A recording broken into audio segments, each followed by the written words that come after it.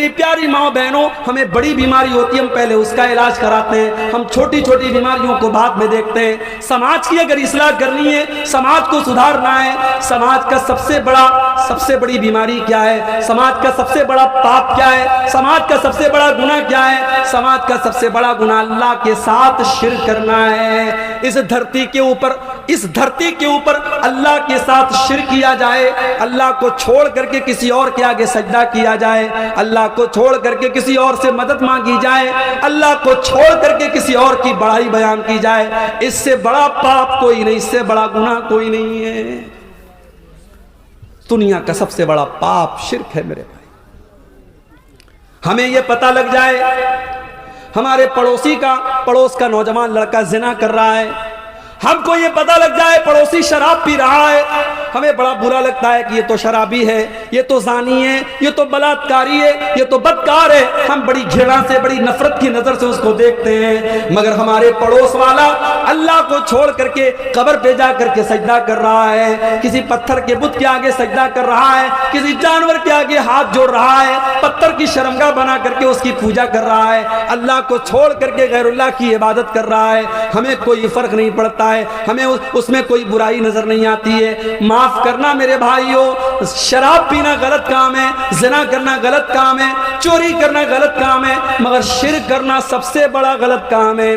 اللہ چوری کرنے والے کو معاف کر سکتا ہے، اللہ زنا کرنے والے کو معاف کر سکتا ہے، اللہ شراب پینے والے کی مغفرت کر سکتا ہے، مگر شرک کرنے کے بعد جو بغیر توبہ کی دنیا سے چلا گیا، اللہ قرآن میں اعلان کرتا ہے انہ من یشرک باللہ فقد حرم اللہ علیہ الجنہ ومأواہ النار۔ او لوگوں جو شرک کر کے دنیا سے چلا گیا اور اسی حالت میں اس کا انتقال ہو گیا، اسی حالت میں وہ مر گیا، اس کا ٹھکانہ جہنم ہے، وہ جنت میں کبھی نہیں جائے گا، جنت اس کے لیے حرام کر دی، حرام، جنت حرام ہے اس کے لیے۔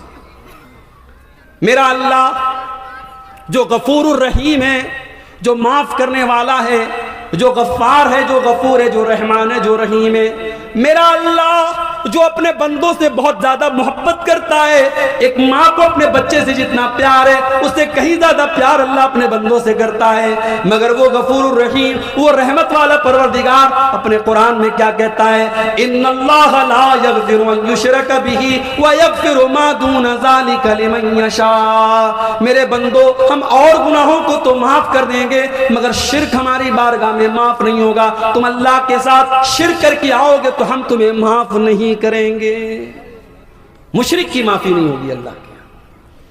مسلمان اس کو ہلکے میں لیتا ہے، کتنے مسلمان اس کو ہلکے میں لیتے ہیں، ان کے لیے شرک کوئی بڑی بات نہیں ہے۔ دنیا کا سب سے بڑا پاپ شرک ہے میرے بھائی۔ اللہ قرآن میں 18 نبیوں کا تذکرہ فرماتا ہے، ابراہیم، موسیٰ، عیسیٰ اور یونس اور یوسف اور آدم اور نوح کا تذکرہ فرماتا ہے۔ 18 نبیوں کا ذکر کرنے کے بعد اللہ فرماتا ہے وَلَوْ أَشْرَكُوا لَحَبِطَ عَنْهُمْ مَا كَانُوا يَعْمَلُونَ۔ میرے یہ 18 پیغمبر بھی اگر شرک کر دیتے، اگر یہ بھی مشرک ہو جاتے، اگر ان سے بھی شرک ہو جاتا تو ان کی تمام نیکیاں برباد ہو جاتی۔ پتہ ہے آج آپ کو آج تاریخ کتنی ہے؟ بتاؤ بھائی تاریخ کتنی ہے آج؟ 18۔ میں عربی کی تاریخ پوچھ رہا ہوں، عربی کی تاریخ پوچھ رہا ہوں۔ اسلامی کیلنڈر کی تاریخ کتنی ہے معلوم ہے کسی کو؟ نہیں معلوم ہے مولوی صاحب۔ اسلامی کیلنڈر کی تاریخ کب پتہ چلتی ہے؟ جب رمضان کا مہینہ آتا ہے تب جوڑتے ہیں، آج پہلا روزہ، ہائے ہائے آج دوسرا روزہ، آج تیسرا روزہ۔ رمضان کی برابر یاد ہوتی ہے، کبھی کبھی تو 28 کو ہی لوگوں کا بس چلے تو وہ عید، 28 کو ہی چاند دیکھ لیں، 28 کو ہی چھت پہ چڑھ جائیں کہ آج چاند نکل جائے، اتنی چنتا ہوتی ہے۔ رجب کی تاریخ آج 6 تاریخ تھی، مغرب کے بعد 7ویں تاریخ شروع ہو گئی۔ یہ رجب کی جو 7 تاریخ ہے، یہ خواجہ معین الدین چشتی اجمیری رحمت اللہ علیہ کا عرس منایا جاتا ہے۔ ابھی فیس بک کے اوپر میرے بہت سارے دوستوں کا میسج آیا کہ بمبئی میں جگہ جگہ دکانوں کو بڑا سجایا جا رہا ہے اور بڑے کھانے پینے کی چیزیں بانٹی جا رہی ہیں۔ آج خواجہ غریب نواز کا عرس ہے، جو غریبوں کو نوازتا ہے اس خواجہ کا عرس ہے۔ میرے پیارے ساتھیوں، آج بھارت کے کروڑوں مسلمان ایک اللہ کے نیک بندے کو، ایک اللہ کے ولی کو غریب نواز کا لقب دے رہے ہیں۔ کتنے مسلمان ہیں جو اپنی بائک کے اوپر، اپنی دکان کے اوپر KGN لکھتے ہیں یا YKGN لکھتے ہیں۔ میں نے پوچھا کہ یہ KGN کا کیا مطلب ہے؟ کہنے لگے خواجہ غریب نواز۔ میں نے پوچھا YKGN کا کیا مطلب ہے؟ اس نے کہا یا خواجہ غریب نواز۔ ہمارے ایک بھائی نے کہا نہیں KGN کا مطلب خواجہ غریب نواز نہیں، KGN کا مطلب کوئی گارنٹی نہیں، اور YKGN کا مطلب یقیناً کوئی گارنٹی نہیں۔ میں نے کہا بہت صحیح جملہ، اس نے اس کی بالکل صحیح فل فارم بتائی ہے۔ غریب نواز اگر کوئی ذات ہے تو اللہ کی ذات ہے میرے بھائی۔ آج مسلمان کسی اور کو غریب نواز کہہ رہا ہے۔ کرناٹک کے گلبرگہ میں گیا، وہاں ایک درگاہ ہے، اس درگاہ میں جو مزار ہے اس مزار کو کہا جاتا ہے یہ بندہ نواز کی مزار ہے، یعنی یہ وہ بزرگ ہیں جو بندوں کو نوازتے ہیں۔ ہمارے پڑوسی ملک پاکستان میں بہت بڑا مزار ہے، وہ کس کا مزار ہے؟ داتا شریف کا مزار ہے۔ وہ داتا ہیں، وہ سب کو دیتے ہیں۔ حضرت علی کا نام آتا ہے، ہمارے بہت سارے مسلمان بھائی کہتے ہیں یا علی مشکل کشا، یعنی علی کون ہے؟ مشکل کو دور کرنے والے۔ شیخ عبد القادر جیلانی جس مہینے میں پیدا ہوئے وہ مہینہ آتا ہے، ہمارے بہت سارے بھائی کہتے ہیں یہ غوث اعظم کا مہینہ ہے۔ شیخ عبد القادر جیلانی کون ہے؟ غوث اعظم ہے۔ غوث اعظم مطلب سب سے بڑی مدد کرنے والے۔ میرے پیارے ساتھیوں، کان کھول کر کے سن لو، اگر غریب نواز کوئی ہے تو اللہ ہے، اگر بندہ نواز کوئی ہے تو اللہ ہے، اگر داتا کوئی ہے تو اللہ ہے، اگر غریبوں کو دینے والا کوئی ہے تو اللہ ہے، اگر مشکل کشا کوئی ہے تو اللہ ہے، اگر غوث اعظم کوئی ہے تو اللہ ہے۔ اور مجھے ایک سوال کا جواب دے دو، جب شیخ عبد القادر جیلانی اپنی ماں کے پیٹ میں تھے، جب خواجہ معین الدین چشتی اجمیری اپنی ماں کے پیٹ میں تھے، جب یہ تمام بزرگان دین اپنی ماں کے پیٹ میں تھے، دنیا میں تو ابھی آئے بھی نہیں تھے، ابھی تو دنیا ان کا نام بھی نہیں جانتی تھی۔ اپنی ماں کے پیٹ میں جب یہ اللہ کے نیک بندے تھے، ان کو ماں کے پیٹ میں آکسیجن کون پہنچاتا تھا؟ ان کو ماں کے خون کے ذریعے ان کے بدن میں آکسیجن کون پہنچاتا تھا؟ ان کو غذا کون پہنچاتا تھا؟ ان کی ماں کے پیٹ میں 9 مہینے کس نے ان کو پالا؟ کس نے ماں کے پیٹ میں ان کو الگ الگ پروسیس میں رکھا اور کس نے ان کو دنیا میں پیدا کیا؟ میرے پیارے ساتھیوں، خواجہ غریب نواز جن کو تم کہتے ہو، جن کو بندہ نواز تم کہتے ہو، جن کو غوث اعظم تم کہتے ہو، جن کو دستگیر تم کہتے ہو، جن کو مشکل کشا تم کہتے ہو، یہ بھی جب اپنی ماں کے پیٹ میں تھے تب بھی یہ ان کی مدد کرنے والا اللہ تھا، ان کی بگڑی سننے والا، ان کی بگڑی بنانے والا، ان کو غذا پہنچانے والا، ان کو زندگی دینے والا اللہ تھا۔ اسی لیے میرا اللہ قرآن میں کہتا ہے یا ایھا الناس انتم الفقراء الی اللہ، اے لوگو تم سب کے سب اللہ کے محتاج ہو، تم سب کے سب اللہ کے فقیر ہو، اور اللہ کی ذات اکیلی ہے جو بے نیاز ہے، جو قابل تعریف ہے۔ شرک سے بچاؤ میرے بھائیو اپنے آپ کو۔ دنیا کا سب سے بڑا پاپ اگر کوئی ہے تو شرک ہے، اور اس شرک سے اپنے آپ کو بھی بچاؤ اور اپنے پریوار کو بھی بچاؤ۔ اگر نہیں بچاؤ گے، ہم نے دیکھا ہے بہت سارے علاقوں میں باپ پکا اہل حدیث ہے، باپ نے کبھی شرک نہیں کیا، باپ نے کبھی تعویذ نہیں پہنا، باپ نے کبھی مزار پہ قبر پہ جا کے سجدہ نہیں کیا، مگر اس کی اولاد آج قبروں پہ جا کے سجدہ کر رہی ہے، اس کے بچے، اس کی بچیاں آج گلے میں تعویذ پہن کے لٹکا کے چل رہے ہیں۔ میرے بھائیوں، اپنے عقیدے کے ساتھ ساتھ اپنے بچوں کی عقیدے کی بھی فکر کرو۔ ابراہیم علیہ السلام کو دیکھو، ابراہیم علیہ السلام جب اپنے لختے جگر اسماعیل کو اور اپنی بیوی ہاجرہ کو جب مکہ کے بیاب ہو گیا سرزمین پہ چھوڑ کے جانے لگے، اپنے بچے کو اور اپنی بیوی کو چھوڑ کے جانے لگے، ابراہیم علیہ السلام اللہ کی بارگاہ میں دعا کرتے ہیں وَإِذْ قَالَ إِبْرَاهِيمُ رَبِّ اجْعَلْ هَٰذَا الْبَلَدَ آمِنًا، اے اللہ اس مکہ شہر کو تو امن والا بنا دے، چین والا بنا دے، وَجُنُبْنِي وَبَنِيَّ أَن نَّعْبُدَ الْأَصْنَامَ، اور اے اللہ تو مجھے اور میری اولاد کو ہمیشہ شرک سے بچانا، اے اللہ مجھے اور میری اولاد کو ہمیشہ بت پرستی سے بچانا، اے اللہ میری اولاد کبھی شرک نہ کرے، میری اولاد کبھی بت پرستی نہ کرے، اے اللہ میری اولاد کو ہمیشہ تو شرک سے محفوظ رکھنا۔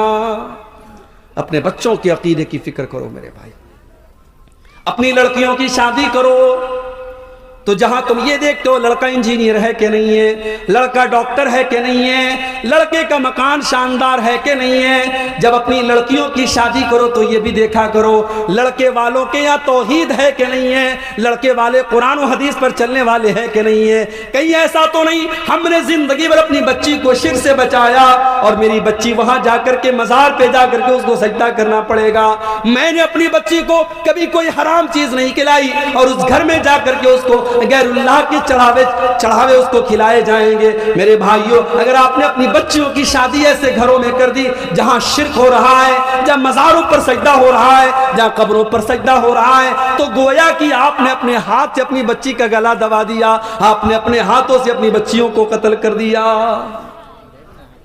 دنیا میں اپنے بچوں کو قتل کر دینا اتنا بڑا گناہ نہیں ہے جتنا بڑا گناہ اپنے بچوں کو جہنم کی آگ میں جھونک دینا ہے۔ میرے بھائیوں، اپنے ساتھ ساتھ اپنی اولاد کے عقیدے کی اور توحید کی فکر کرو اور آگے بڑھیے۔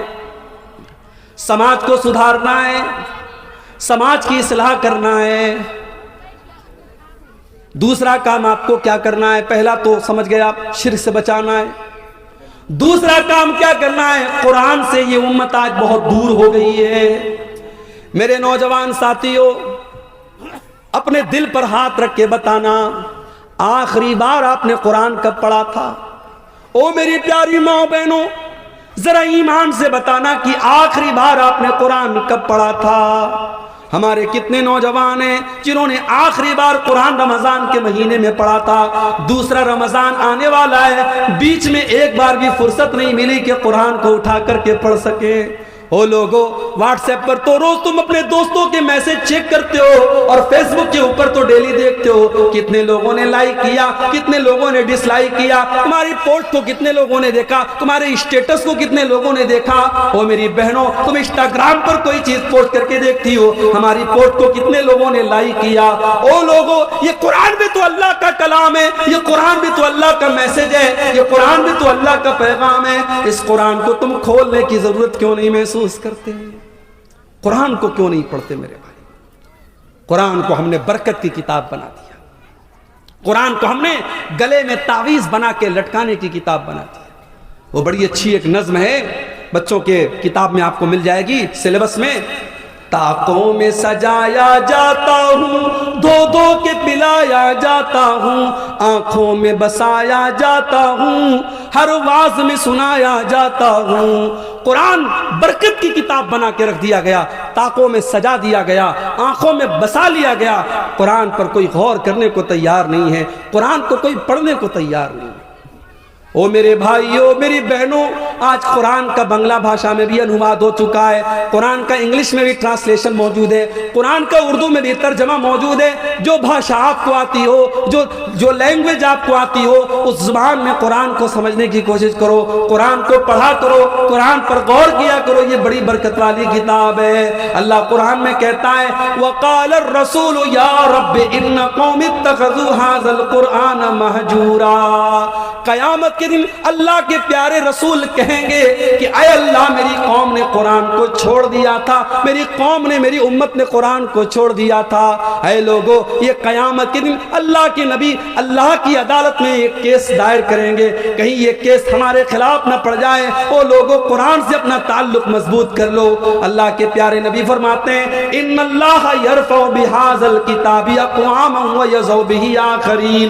اللہ تعالیٰ قرآن کے ذریعے بہت سارے لوگوں کو عزت دیتا ہے اور اسی قرآن کے ذریعے بہت سارے لوگوں کو ذلیل کرتا ہے۔ جو قرآن کو پڑھتا ہے، جو قرآن پر عمل کرتا ہے، اس کو اللہ عزت دیتا ہے، اور جو قرآن کو چھوڑ دیتا ہے اللہ اسے ذلیل کر دیتا ہے۔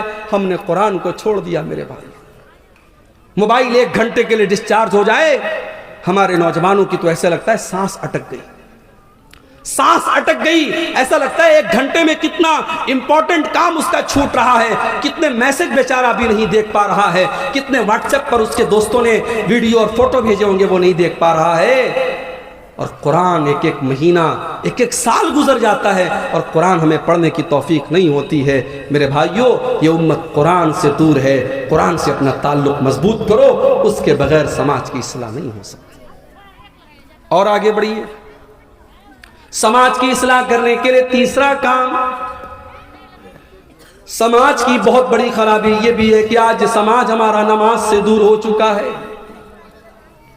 اسی بنگال کے علاقے میں، اسی جھارکھنڈ کے اور بہار اور بنگال کے علاقے میں نے دیکھا ہے کہ رات بھر تقریر ہوتی ہے، فجر کی اذان کے ٹائم جلسہ ختم ہوتا ہے، الصلاۃ خیر من النوم کی آواز دے کر کے فجر کی اذان ہو رہی ہے، مؤذن چلا چلا کے کہہ رہا ہے الصلاۃ خیر من النوم. او لوگوں نماز نیند سے بہتر ہے، او لوگوں نماز نیند سے بہتر ہے.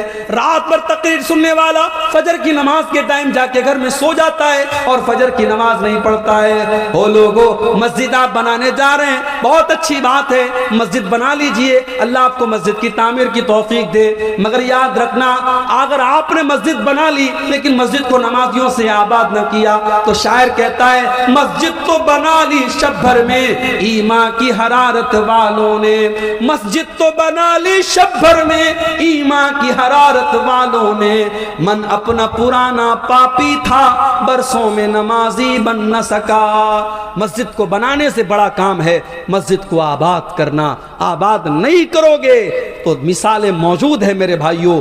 جس مسجد میں 450 سال تک نماز ہوئی اس مسجد کو توڑ دیا گیا، منہدم کر دیا گیا، اور آج جو حالات ہیں میرے بھائیوں بیان کے پار ہیں. بس اللہ سے دعا کرو اللہ رب العالمین ہماری مساجد کی حفاظت فرمائے. بڑے خطرناک منصوبے ہیں، بڑی خطرناک پلاننگز ہیں.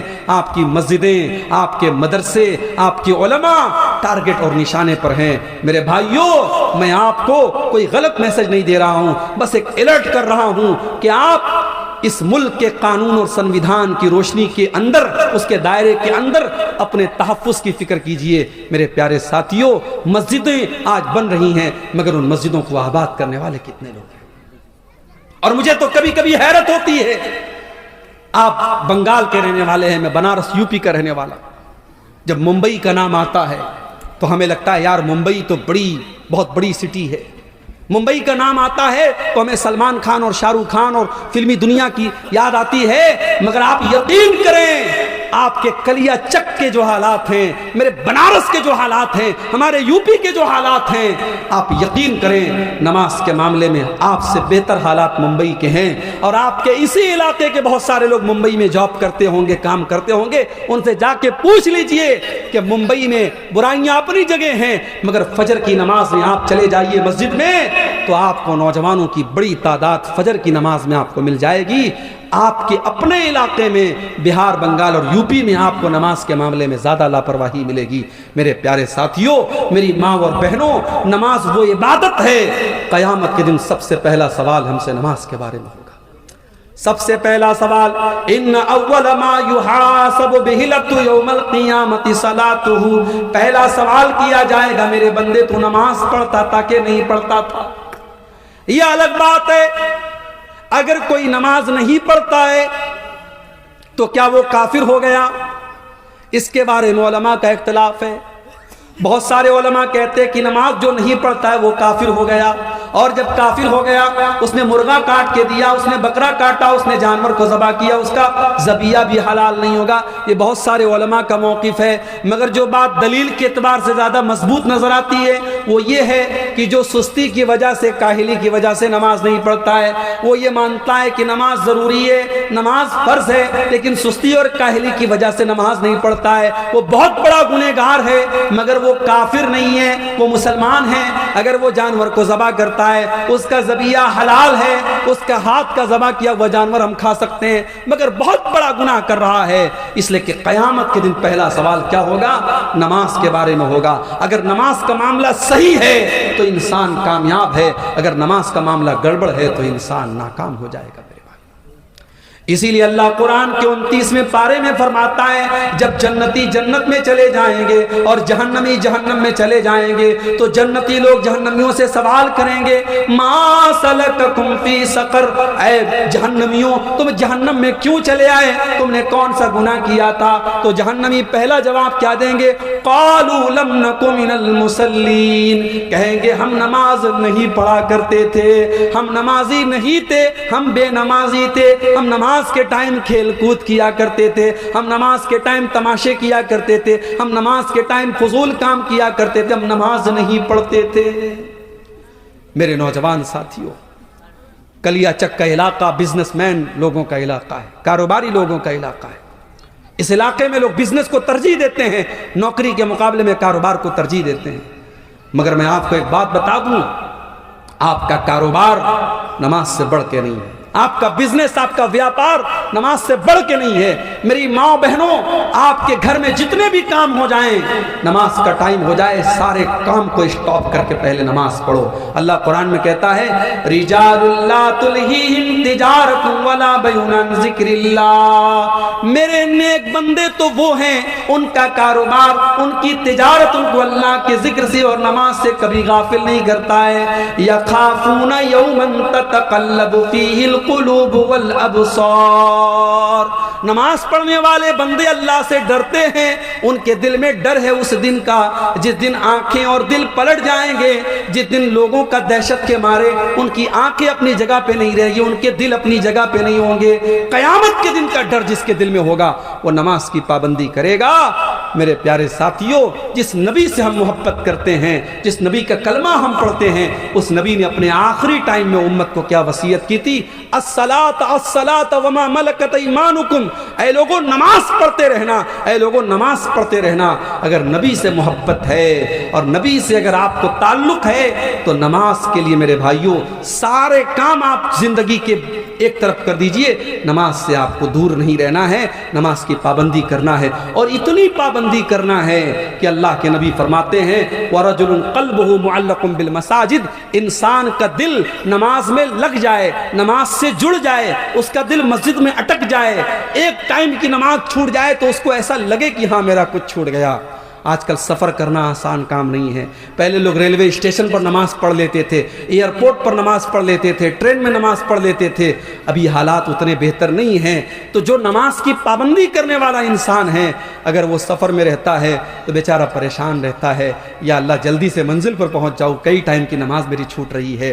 سفر میں حالات ایسے ہو گئے آدمی ہر جگہ نماز نہیں پڑھ سکتا ہے، تو ایسا انسان فکر میں رہتا ہے، ٹینشن میں رہتا ہے، چنتا میں رہتا ہے۔ میرے بھائیوں، نماز کی ایسی فکر اپنے دل میں پیدا کرو، اس کے بغیر سماج کی اصلاح نہیں ہو سکتی۔ اور آگے بڑھیے، سماج کی اصلاح کرنا ہے تو ایک اور بہت بڑی برائی سے سماج کو پاک کرنا ہوگا، اور وہ برائی کیا ہے؟ اس برائی کو بدعت کہا جاتا ہے۔ دین کے اندر نئی کوئی چیز نکالی جائے، دین کے اندر کوئی نیا کام دین سمجھ کر کے نکالا جائے تو وہ کام بدعت ہے۔ مجھے بہت اچھی طریقے سے یاد ہے، شاید 2 سال پہلے کی بات ہے، میرا کلیا چک کے علاقے میں کہیں پروگرام تھا۔ میں مالدہ سے جب کلیا چک کی طرف آنے لگا، 12 ربیع الاول کی تاریخ تھی، سارے راستے بلاک تھے اور مسلمانوں کے جلوس نکل رہے تھے اور بڑے بڑے ڈی جے کے ساؤنڈ بج رہے تھے۔ جوان جوان لڑکیاں اپنے اپنے گھروں سے نکل کر کے اپنے نبی کی پیدائش کا جشن منا رہی تھی۔ بڑے بڑے ڈی جے ساؤنڈ پر اللہ کے نبی کی تعریف میں قصیدے پڑھے جا رہے تھے۔ وہ لوگوں یہ منظر دیکھ کر کے دل کو بڑی تکلیف ہوئی۔ جس نبی نے کبھی میوزک کی آواز کو نہیں سنا، جس نبی نے میوزک کی آواز کو مزمار الشیطان قرار دیا، آج میوزک بجا بجا کے اس نبی کی پیدائش کی خوشی منائی جا رہی ہے۔ جس نبی نے اپنی امت کی عورتوں کو پردہ کرنے کا حکم دیا اور بے پردہ نکلنے سے منع کیا، اسی نبی کی پیدائش کی خوشی کے نام پر جوان جوان لڑکیاں سج دھج کر کے، میک اپ کر کے، لپسٹک لگا کر کے، میک اپ لگا کر کے، کریم پاؤڈر لگا کر کے، اپنے گھروں سے بہترین کپڑے پہن کر کے نکل رہی ہیں۔ واللہ یہ منظر دیکھ کر کے بڑی دل کو تکلیف پہنچی۔ یہ کام آپ کے کلیا چک کی مارکیٹ میں نے دیکھا، یہ کام ہوا۔ میرے پیارے ساتھیوں، یہ کام دیکھ کر کے بہت سے لوگوں کو بڑا اچھا لگ رہا تھا۔ لوگ اپنے اپنے گھروں سے نکل رہے ہیں، پیسہ خرچ کر رہے ہیں، ٹائم لگا رہے ہیں، کس نام پہ؟ نبی کی محبت کے نام پہ، اسلام کے نام پہ، دین کے نام پہ۔ مگر یہ کام 1400 سال پہلے نبی نے نہیں کیا، نبی کے صحابہ نے نہیں کیا۔ اس کام کو ہم بدعت کہتے ہیں۔ جو کام ثواب سمجھ کے کیا جائے، دین سمجھ کے کیا جائے اور اس کا ثبوت نہ ہو، اس کا پروف نہ ہو، وہ کام نبی نے نہ کیا ہو، نبی کے صحابہ نے نہ کیا ہو، اس کام کو بدعت کہتے ہیں۔ اور اللہ کے پیارے نبی اپنے ہر خطبے میں کیا فرماتے تھے؟ وشر الامور محدثاتها وكل محدثة بدعة وكل بدعة ضلالة وكل ضلالة في النار۔ دین کے اندر نیا نکالا گیا کام بدعت ہے، اور ہر بدعت گمراہی ہے، اور ہر گمراہی جہنم کی طرف لے کر کے جانے والی ہے۔ امام مالک رحمت اللہ علیہ بڑی پیاری بات کہتے ہیں۔ امام مالک کہتے ہیں، او لوگوں کان کھول کر کے سن لو، اللہ نے اپنا دین مکمل کر دیا۔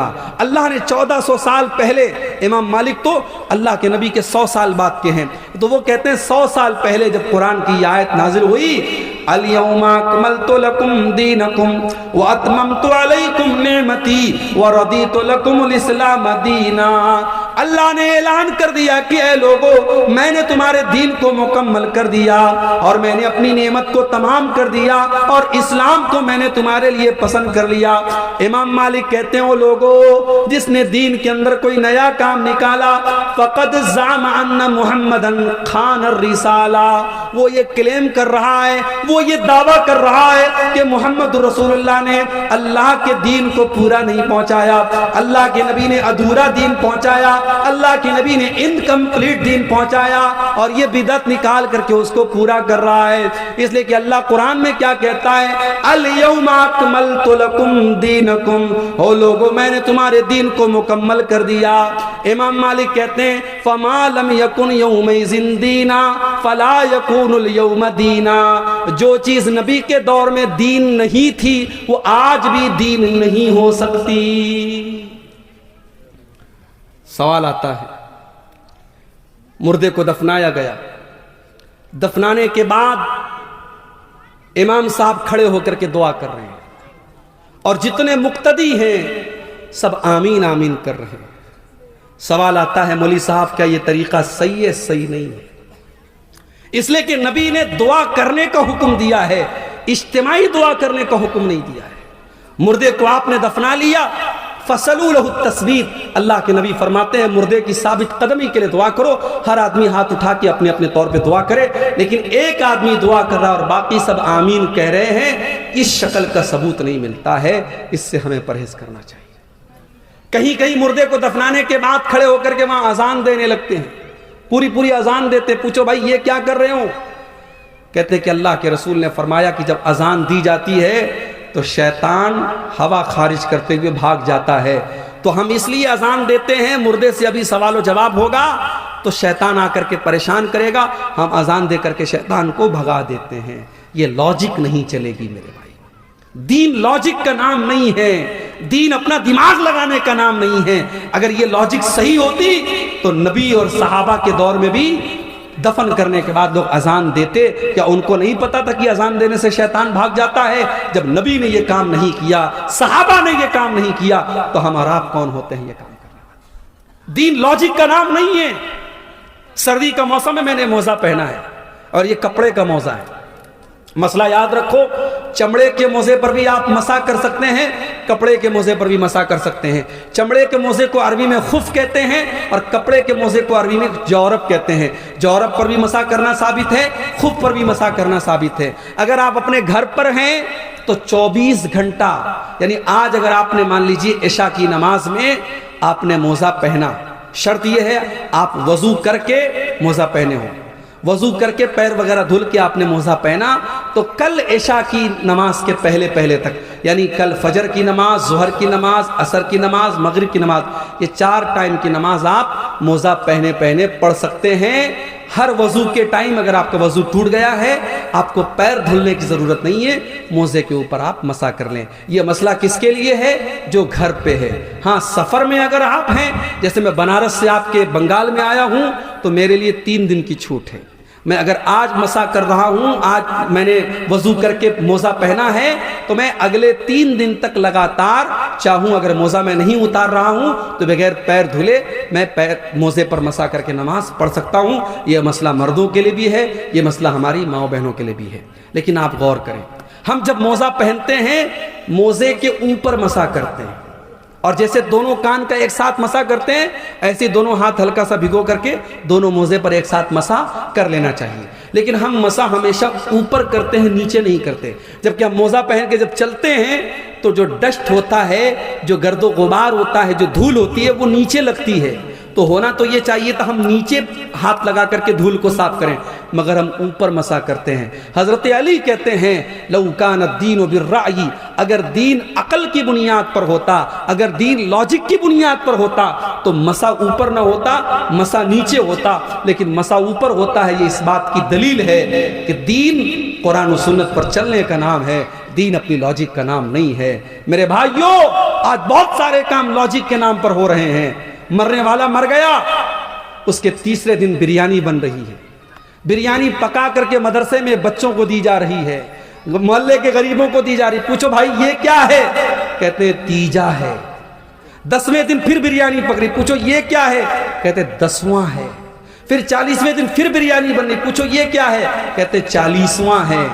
میں کہتا ہوں اپنے باپ کی طرف سے اگر تمہیں غریبوں کو کھانا کھلانا ہے, بچوں کو کھانا کھلانا ہے, مدرسے کے غریب بچوں کو, تو اس کے لیے تیسرے دن کی شرط کیوں؟ اس کے لیے 10ویں دن کی شرط کیوں؟ اس کے لیے 40ویں دن کی شرط کیوں؟ اس کے لیے جس دن باپ کا انتقال ہوا ہے اسی دن ہر سال جیسے شادی کا آدمی اینیورسری مناتا ہے اور پیدائش کا برتھڈے مناتا ہے, ویسے ہی مرنے کے لوگ برسی مناتے ہیں. یہ ساری چیزیں بدعت ہے میرے پیارے ساتھیوں. اور اللہ کے نبی نے فرمایا وَكُلُّ بِدْعَةٍ ضَلَالَةٍ, ہر بدعت گمراہی ہے. اور بدعت کرنے والا کل قیامت کے دن اللہ کے پیارے نبی اس کو بھگا دیں گے. اللہ کے پیارے نبی جب کل قیامت کے دن اپنے امتیوں کو حوض کوثر کا پانی پلائیں گے جس کو پینے کے بعد کسی کو پیاس نہیں لگے گی, تو جس نے بدعت کی ہوگی دنیا میں, جس نے دین کے اندر نیا نیا کام نکالا ہوگا, اللہ کے پیارے نبی جب اس کو کوثر کا جام پلانے کی کوشش کریں گے تو فرشتے روک دیں گے. فرشتے کہیں گے اللہ کے نبی آپ ان کو حوض کوثر کا پانی نہیں پلا سکتے. اللہ کے نبی فرمائیں گے یہ تو میری امت کے لوگ ہیں, یہ تو میرا کلمہ پڑھنے والے لوگ ہیں, اے فرشتوں تم مجھے کیوں منع کر رہے ہو, ان کو پانی کیوں نہیں پلانے دے رہے ہو؟ فرشتے جواب دیں گے انک لا تدری ما احدثوا بعدک, اے اللہ کے نبی آپ نہیں جانتے انہوں نے آپ کے بعد دین میں کون کون سے نئے نئے گل کھلائے ہیں. تو بدعت سے جب تک ہم سماج کو پاک نہیں کریں گے سماج کی اصلاح نہیں ہو سکتی. اور آگے بڑھیے, سماج کی اصلاح کرنا ہے, ایک اور کام بھی کرنا ہے میرے بھائیوں, فرقہ پرستی کو ختم کرنا ہے, امت کو ایک کرنا ہے, امت کو لڑانا نہیں ہے, امت کو اتحاد, امت کے اندر ایکتا پیدا کرنا, یونٹی پیدا کرنا ہے. امت ایک کب ہوگی؟ جب اس امت کا پلیٹ فارم ایک ہوگا. امت کا پلیٹ فارم کیا ہوگا؟ وَاعْتَصِمُوا بِحَبْلِ اللَّهِ جَمِيعًا وَلَا تَفَرَّقُوا, اے مسلمانوں تم اللہ کی رسی کو مل کر کے تھام لو اور آپس میں فرقوں میں نہ بٹو. ابھی فیس بک کے اوپر ایک ویڈیو آیا, واٹس ایپ کے اوپر ایک ویڈیو آیا, ایک مولوی صاحب تقریر کر رہے ہیں اور تقریر کے دوران یہ کہہ رہے ہیں او لوگو وہابی جس گھڑے میں پانی پی لے اس گھڑے سے پانی نہ پیا کرو, اس گھڑے کو توڑ دو. وہابی جس چارپائی پر بیٹھ جائے اس چارپائی کو توڑ دو, اس چارپائی پر نہ بیٹھو. وہ کہتے ہیں کہ کتا اگر تمہارے برتن میں منہ لگا دے تو کتے کا منہ لگایا ہوا برتن تو پاک ہو سکتا ہے, مگر یہ وہابی نبی کا گستاخ ہے, یہ وہابی نبی کی گستاخی کرتا ہے. اس وہابی نے جس برتن میں منہ لگا دیا اس برتن کو کبھی تم ہاتھ نہیں لگا سکتے. او لوگو اتنی نفرت کہاں سے لاتے ہو؟ او لوگو اتنی نفرت تم کہاں سے لاتے ہو؟ اگر تمہیں ہماری رسول کی محبت پر شک ہے آ جاؤ, ہم کلیجہ چیر کے تمہیں دکھانے کو تیار ہیں. ہاں ہم بدعات و خرافات تو نہیں کر سکتے, ہم تمہاری طرح رسول کی محبت کے نام پر ہم کیک تو نہیں کاٹ سکتے, ہم 12 ربیع الاول کو جلوس تو نہیں نکالتے, لیکن ہاں ہم تو نبی سے اتنا پیار کرتے, اتنا پیار کرتے ہیں. ہم نماز پڑھتے ہیں تو ہم وہیں پر ہاتھ باندھتے ہیں جہاں میرے نبی نے نماز باندھا تھا. ہم اتحیات میں جب انگلی کو ہلاتے ہیں ہم وہیں پر انگلی کو حرکت دیتے ہیں جہاں پر ہمارے نبی نے حرکت دی تھی. ہم تو ہر کام نبی کے طریقے پر چلنے کی کوشش کیا کیا کرتے ہیں. او لوگوں اتنی نفرت نہ پھیلاؤ. یہ امت پہلے ہی آج بہت سارے ٹکڑوں میں بٹی ہوئی ہے. اس امت کے اندر پہلے ہی بہت سارے مسائل ہیں. اس امت کو مزید پریشان نہ کرو. میرے پیارے ساتھیوں, آج تم مرغا کھا کھا کر کے اور بہترین کھانے کھا کھا کر کے تم لوگوں کو توڑنے کا کام کر رہے ہو. میرے نبی نے تو پتھر کھا کھا کے لوگوں کو جوڑنے کا کام کیا تھا. او لوگوں, میرے نبی نے پتھر کھا کے جوڑا تھا اور تم مرغا کھا کر کے اور تم چکن کھا کر کے لوگوں کو توڑنے کا کام کر رہے ہو. او لوگوں, میرے نبی نے تو اس امت کو کیا بنایا تھا؟ آپ نے فرمایا المومن للمومن کالبنیان یشد بعضہ بعضا. او لوگوں, مسلمان کو مسلمان کا ہمدرد ہونا چاہیے, مسلمان کو مسلمان کی مدد کرنے والا ہونا چاہیے. اللہ کے پیارے نبی ایگزامپل دیتے ہیں, مثال دیتے ہیں, کالبنیان یشد بعضہ بعضا. جیسے ایک بلڈنگ کھڑی ہوتی ہے, ایک عمارت کھڑی ہوتی ہے, عمارت کے اندر ہر اینٹ دوسری اینٹ کو طاقت دیتی ہے, ہر مسلمان دوسرے مسلمان کی طاقت بن جائے. فلسطین کے بچے مریں تو کلیہ چک کے مسلمان کو بھی درد ہو, اور دنیا کے کسی خطے میں مسلمان کا خون بہے تو بھارت کے مسلمان کو بھی تکلیف پہنچے. یہ ہوتا ہے اسلامی محبت اور اسلامی بھائی چارہ.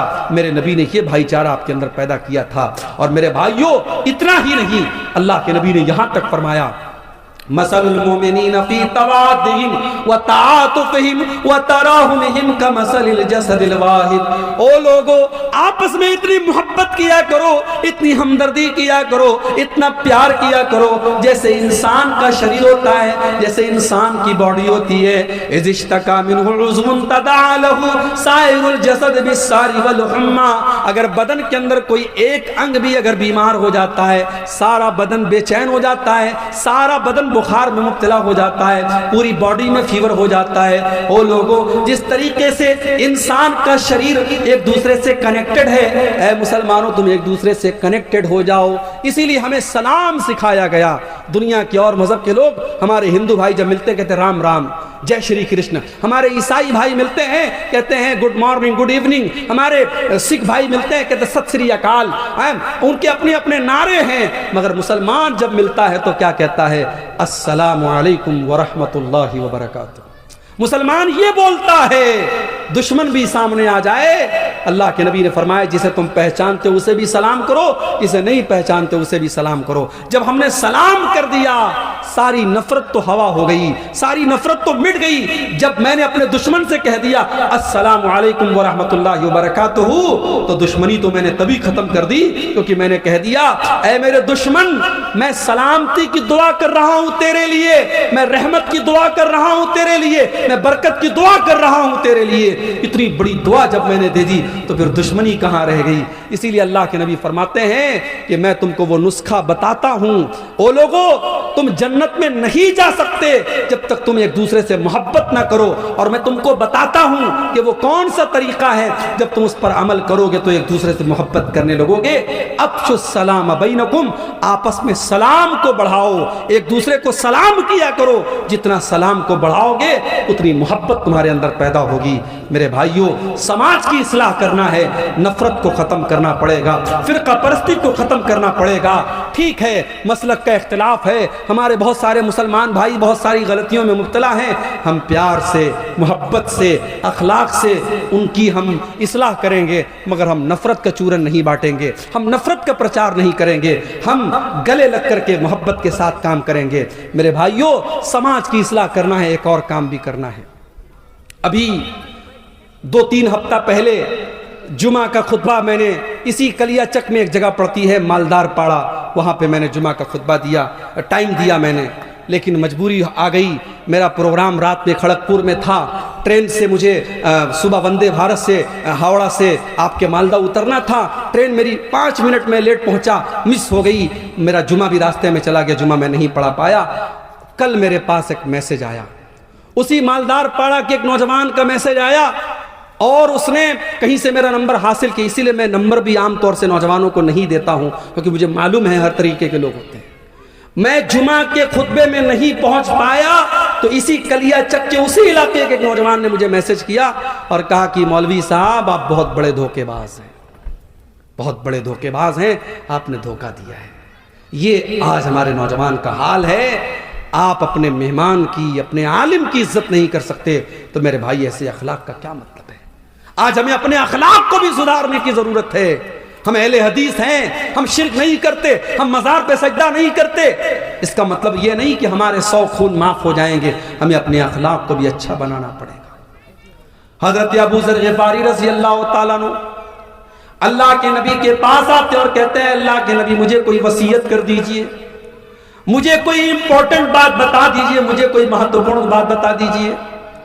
اللہ کے نبی 2 باتیں ان کو بتاتے ہیں، اور کلیا چک والو، سلطان گنج والو، یہ 2 باتیں اگر آپ نے نوٹ کر لی میں سمجھتا ہوں کہ میری پوری تقریر کامیاب ہو جائے گی۔ یہ 2 باتیں اگر آپ نے سیکھ لی، اللہ کے نبی ابو ذر غفاری سے کہتے ہیں اے ابو ذر غفاری اتق اللہ حیث ما کنت، تم جہاں بھی رہو اللہ سے ڈرو، اپنے گھر میں ہو تب بھی اللہ سے ڈرو، مسجد میں ہو تب بھی اللہ سے ڈرو، جلسے میں گئے ہو تب بھی اللہ سے ڈرو، اور مارکیٹ میں ہو تب بھی اللہ سے ڈرو، اپنے کمرے میں بند ہو تب بھی اللہ سے ڈرو، اور پبلک کے سامنے ہو تب بھی اللہ سے ڈرو۔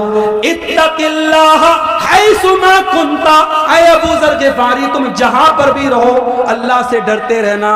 اور دوسری چیز وَأَتْبِعِ السَّيِّئَةَ الْحَسَنَةَ تَمْحُوهَا، اے ابو ذر جب تم سے کوئی گناہ ہو جائے، جب تم سے کوئی غلطی ہو جائے تو جلدی سے کوئی نیکی کر لو، تمہاری نیکی تمہارے گناہ کو مٹا ڈالے گی۔ جب تم کوئی گناہ کر دو، کوئی غلطی ہو جائے تو جلدی سے کوئی نیکی کر دو، جب تم نیکی کر لو گے تو تمہارے گناہ کو اللہ تعالیٰ معاف کر دے گا۔ اور تیسری چیز وَخَالِقِ النَّاسَ بِخُلْقٍ حَسَنٍ، اے ابو ذر لوگوں سے اچھے اخلاق سے پیش آیا کرو، لوگوں کے ساتھ برا ویوہار نہ کیا کرو، لوگوں کے ساتھ بدتمیزی نہ کیا کرو۔ میرے نوجوان ساتھیوں اپنے اخلاق کو بہتر بناؤ، اپنے اخلاق کو بہتر بناؤ، اپنی گفتگو کو، اپنے بیہیویئر کو اچھا بناؤ۔ حضرت لقمان اپنے بچے کو کیا نصیحت کرتے ہیں؟ وَلَا تُصَعِّرْ خَدَّكَ لِلنَّاسِ، اے میرے بچے تو گال پھلا کر کے لوگوں سے نہ ملا کر، اے میرے بچے تو گال پھلا کر کے لوگوں سے نہ ملا کر، وَلَا تَمْشِ فِي الْأَرْضِ مَرَحًا، اور تو زمین میں اکڑ کر کے نہ چلا کر۔ 4 پیسے کما لیے تو اکڑا نہ کرو، تمہارے پاس بڑے بڑے نیتاؤں سے تمہارا تعلق ہو گیا، تم ایم ایل اے صاحب کے ساتھ چلنے لگے، تم ایم پی صاحب کے ساتھ چلنے لگے، تم پریزیڈنٹ کے ساتھ چلنے لگے، تم پردھان منتری کے ساتھ چلنے لگے، تمہارے اندر اہنکار آ گیا، تمہارے اندر تکبر آ گیا۔ وَلَا تَمْشِ فِي الْأَرْضِ مَرَحًا، تم زمین میں اکڑ کر کے نہ چلا کرو۔ تکبر اللہ کو پسند نہیں ہے۔ ایک آدمی مارکیٹ میں جا رہا تھا، بہت سارا سامان اس نے لیا تھا، وہ ایک کلی کو تلاش کرنے لگا، کوئی کلی مل جائے، کوئی پورٹر مل جائے میرے سامان کو اٹھانے والا تو مجھے کچھ مدد مل جائے۔ ایک آدمی کو دیکھا سمپل ڈریس میں ہے، سمجھا یہ کلی کا کام کرتا ہے، کہا بھائی میرا یہ سامان میرے گھر تک پہنچا دو۔ اس آدمی نے اس کا سارا سامان اپنے سر پہ اٹھایا، اس کے ساتھ جانے لگا۔ راستے میں جو لوگ دیکھتے تو جو آدمی سامان اٹھائے ہوئے تھا اس کو دیکھ کے کہتے السلام علیکہ یا ابا عبداللہ، السلام علیکہ یا ابا عبداللہ، اے ابو عبداللہ آپ پر سلام، اے ابو عبداللہ آپ پر سلام۔ اب یہ بیچارہ پریشان تھا، سب لوگ اس کو سلام کر رہی ہے کون آدمی؟ تو ایک آدمی سے پوچھا کہ بھائی یہ کون آدمی ہے جس کو میں نے اپنا سامان اٹھانے کا کام دیا ہے؟ کہا ارے تم کو پتا نہیں یہ کون ہے؟ یہ اللہ کے رسول کے صحابی سلمان فارسی ہیں، اور یہ اس شہر کے گورنر ہیں، یہ مدائن کے گورنر ہیں۔ کہا یا اللہ، مدائن کے گورنر سے میں کلی کا کام کروا رہا ہوں؟ کہا ارے حضرت معاف کیجئے میں نے پہچانا نہیں تھا، جلدی سے یہ سامان اتار دیجئے۔ کہا نہیں، اب جب تک یہ سامان تمہارے گھر میں نہیں پہنچا دوں گا میں اپنے سر سے یہ سامان نہیں اتاروں گا۔ ان کے گھر تک سلمان فارسی نے وہ سامان پہنچایا۔ یہ سلمان فارسی کا اخلاق تھا، یہ صحابی کا اخلاق تھا۔ میرے نوجوان ساتھیوں ہمیں اور آپ کو اپنے اخلاق کا بھی جائزہ لینے کی ضرورت ہے۔ قیامت کے دن اللہ کے ہاں جب ہماری نیکیوں کو تولا جائے گا تو جیسے روزے کو تولا جائے گا، نماز کو تولا جائے گا، زکوٰۃ کو تولا جائے گا، صدقہ خیرات کو تولا جائے گا، ہمارے اخلاق کو بھی تولا جائے گا۔ اور اللہ کے نبی فرماتے ہیں ما من شیء یوضع فی المیزان اثقل من حسن الخلق، اللہ کے ہاں ترازو پر سب سے وزنی، سب سے وزندار اگر کوئی چیز ہوگی تو اخلاق ہوگا۔ میرے بھائیو اپنے اخلاق کو بہتر بنا دو۔ آپ کی گفتگو، آپ کی بات چیت، آپ کی ٹاکنگز آپ کی بھاشا، آپ کا وقتویہ وہ بتاتا ہے کہ آپ کا مینر کیا ہے، آپ کا اخلاق کیا ہے۔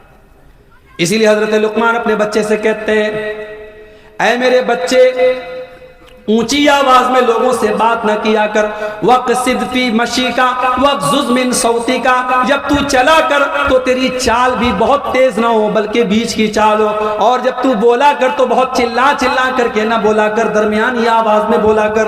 إِنَّ أَنْكَرَ الْأَصْوَاتِ لَصَوْتُ الْحَمِيرِ، سب سے بری آواز گدھے کی آواز ہوتی ہے۔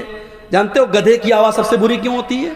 کیونکہ گدھے کی آواز میں کوئی ردم نہیں ہوتا ہے، کوئی لے نہیں ہوتی ہے، کوئی سر نہیں ہوتا ہے، گدھا بس چلاتا ہے۔ تو چلانے والوں کو اللہ کے نبی نے پسند نہیں کیا ہے۔ میرے بھائیو، اپنے اخلاق کو بہتر بناؤ اور آگے بڑھیے۔ ایک بہت بڑی برائی ہم سماج میں یہ بھی دیکھ رہے ہیں، شادی بیاہ کے اندر بہت ساری غیر اسلامی چیزیں۔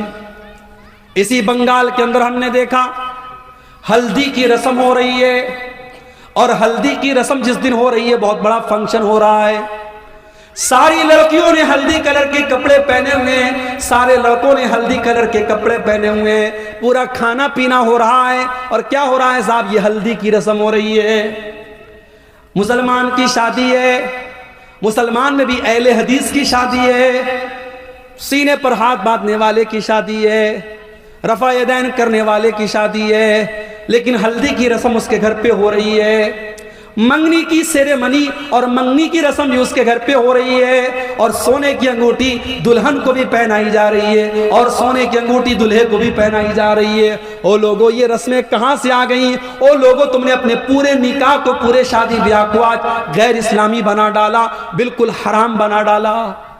دیکھ لو آپ، 400 باراتی آ کے کھا رہے ہیں، باراتیوں کے الگ نخرے ہیں۔ کہیں تو صاحب بارات اس بات پر لوٹ جاتی ہے کہ بریانی میں گوشت نہیں ملا، اس بات پر بارات لوٹ گئی، کہیں کہ ایسا بھی ہوا ہے۔ باراتی آئے ہیں، غریب لڑکی کا باپ بینک سے لون لے کر کے 400 باراتیوں کو کھانا کھلا رہا ہے، اور مجھے بتاؤ کون سے اسلام کی تعلیم ہے، کون سے نبی کی تعلیم ہے، کون سے دین کی تعلیم ہے؟ میرے بھائی، لڑکی کی شادی کرنے والا باپ اپنی لڑکی کی شادی کرنے کے لیے مجبور ہے بینک سے لون لینے کا، اسے جہیز کا انتظام کرنا ہے۔ پکے اہل حدیث علاقے کی بات کر رہا ہوں، وہاں پر بھی جہیز کا لین دین ہو رہا ہے۔ میرے نبی نے 4 بیٹیوں کی شادی کی، کس کو جہیز دیا میرے بھائی؟ صحابہ نے اپنی بیٹیوں کی شادی میں کب لوگوں کے سامنے ہاتھ پھیلا کے بھیک مانگی اور قرضہ لے کے اپنی بیٹیوں کی شادی کی ہے؟ آپ نے بیٹیوں کو بوجھ بنایا ہے، اور یہی وجہ ہے ہمارے ملک میں، ہمارے بھارت میں ہر سال لاکھوں بچیاں ماں کے پیٹ میں مار دی جاتی ہیں، کیونکہ ان کا غریب باپ نہیں چاہتا ہے کہ میرے گھر میں ایک اور بیٹی آئے اور مجھے پھر اپنی بیٹی کے لیے قرضہ لینا پڑے، بیٹیوں کو باپ ماں کے پیٹ میں مروا دیتا ہے۔ میرے بھائی، اپنے شادی بیاہ کے سسٹم کو آسان کرو میرے بھائی۔ سماج بہت دوسرے طریقے پر جا رہا ہے۔ میں کہیں کہیں جاتا ہوں، مجھ سے نوجوان کہتے ہیں مولوی صاحب کوئی نصیحت کر دیجئے، کوئی قیمتی بات بتا دیجئے۔ میں ایک ہی قیمتی بات بتاتا ہوں، شادی کے قابل ہو گئے وہ شادی کرو۔ ان کے گارجین سے کہتا ہوں، لڑکیوں کے باپ سے کہتا ہوں، لڑکے تو پھر بھی کہہ دیتے ہیں گھر میں میری شادی کرا دو، لڑکیاں بیچاری شرماتی ہیں، وہ نہیں کہہ سکتی۔ لڑکی 25 سال کی ہو گئی، 28 سال کی ہو گئی، 30 سال کی ہو گئی، تم شادی نہیں کرا رہے، کیوں نہیں کرا رہے؟ ارے مولوی صاحب کیا بتائیں، ہمارے برابر کا رشتہ نہیں مل رہا ہے۔ اپنی شرطوں کو تھوڑا ڈاؤن کر دو میرے بھائی، اپنی شرطوں کو تھوڑا کم کر دو، اپنی بچیوں کی، اپنے بچوں کی صحیح ٹائم پر شادی کرو۔ نہیں کراؤ گے، ہوٹلز کھلے ہیں، زنا کے اڈے کھلے ہیں، اور ابھی رپورٹ آئی ہے، ایک ہوٹل کمپنی ہے جو پورے بھارت میں جس کے ہوٹلوں میں زناکاری ہوتی ہے، اس ہوٹل کی کمپنی کا سروے آیا ہے، پورے بھارت میں اس ہوٹل کو سب سے زیادہ حیدرآباد شہر میں یوز کیا جاتا ہے، اور حیدرآباد میں بھی سب سے زیادہ مسلم علاقوں میں یوز ہو رہا ہے۔ آج آپ کی مسلمان لڑکیاں اس راستے پر جا رہی ہیں۔ کرناٹک کے ہویری سے ابھی ایک نیوز آئی، 26 سال کی مسلمان لڑکی 40 سال کے غیر مسلم رکشہ ڈرائیور کے ساتھ ہوٹل کے کمرے میں پائی گئی، بدکاری کرتے ہوئے پائی گئی۔ یہ حالات آپ کی قوم کے ہیں میرے بھائی۔ ہمارے اتر پردیش کے بریلی شہر میں 8 سال تک مدرسے میں پڑھنے والی لڑکی آج غیر مسلم کے ساتھ اپنے گھر کو، اپنے باپ کو، اپنے پریوار کو چھوڑ کے جاتی ہے اور غیر مسلم کے ساتھ شادی کرتی ہے اور اس کے مذہب میں داخل ہو جاتی ہے، اسلام کو چھوڑ دیتی ہے۔ آپ نے کیا کیا میرے بھائی؟